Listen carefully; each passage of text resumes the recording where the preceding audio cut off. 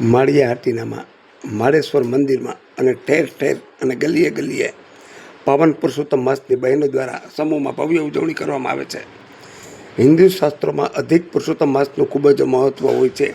બહેનો દ્વારા પુરુષોત્તમ માસની ભવ્યથી ભવ્ય વિશેષ ઉજવણી કરવામાં આવે છે. ખાસ કરીને બહેનો વહેલી સવારમાં 7 વાગ્યાથી 9 વાગ્યા સુધી પુરુષોત્તમ ભગવાનનું ગોરમાનું અને કાંટાગોરનું પૂજન કરે છે.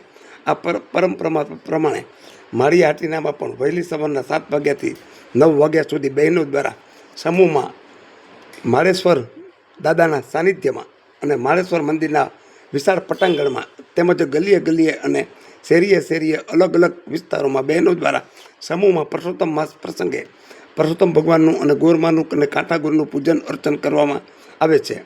આ પ્રસંગે બહેનો પૂજન અર્ચન આરતી સ્તુતિ પરિક્રમા કથા વાર્તા કરવામાં આવે છે. આ વ્રત કરનાર બહેનો એકટાણા અને ઉપવાસ પણ કરે છે અને પુરુષોત્તમ ભગવાનને રાજી કરે છે.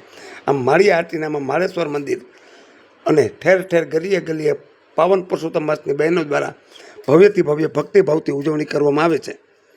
જે દર્શક મિત્રોએ સુપરફાસ્ટ ચેનલને સબસ્ક્રાઈબર નથી કરી તેમણે સબસ્ક્રાઈબર કરી લેવી.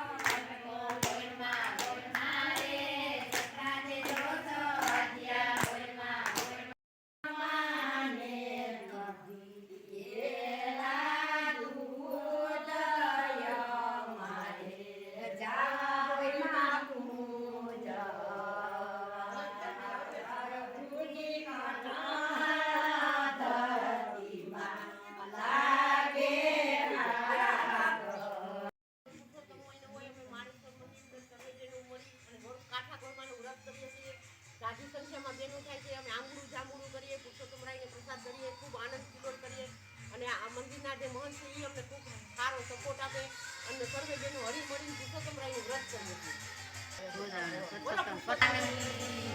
કાંઠા ગોરભાઈ